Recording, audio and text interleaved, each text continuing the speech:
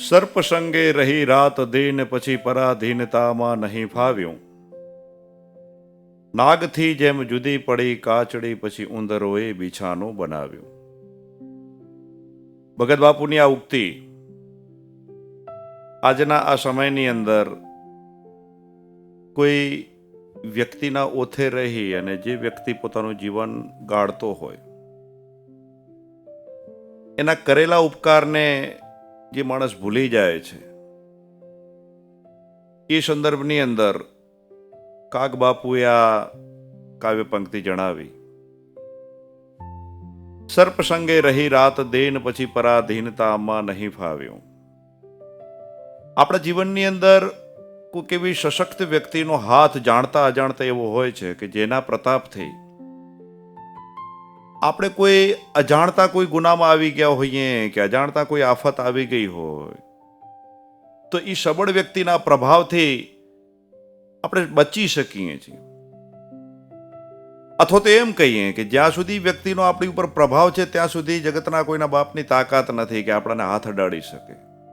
સત્ય હોઈએ ત્યાં સુધી, આપણી સાથે સત્ય હોય ને આપણે નીતિના પંથ હોઈએ ત્યાં સુધી.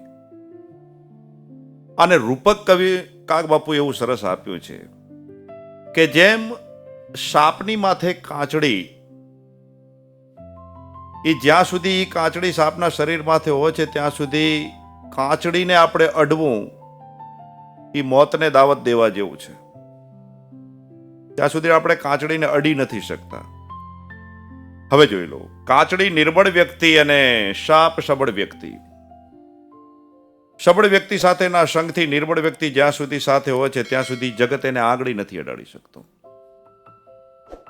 પણ સાપ છેવટે જ્યારે કાચડીને છોડે છે,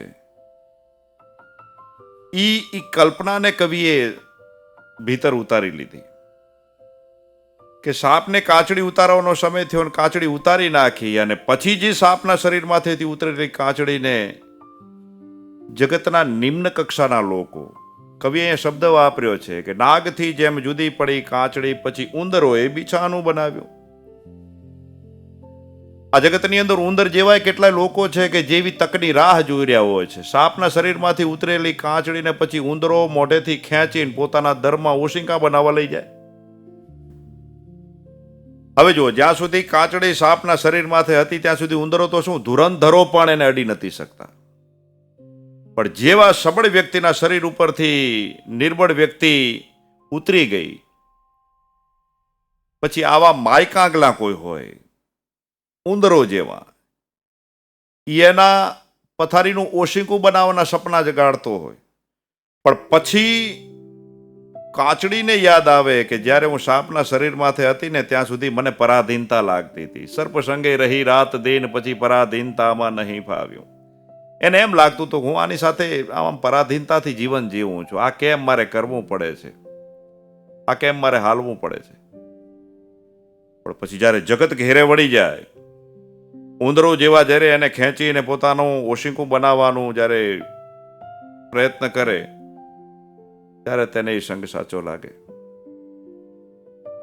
સાહેબ, આપણા જીવનની અંદર પણ કોઈએ કરેલા ઉપકારને, કોઈએ આપેલા સાથને, કોઈ આપણને કરેલી મદદને ક્યારે ના ભૂલવી જોઈએ.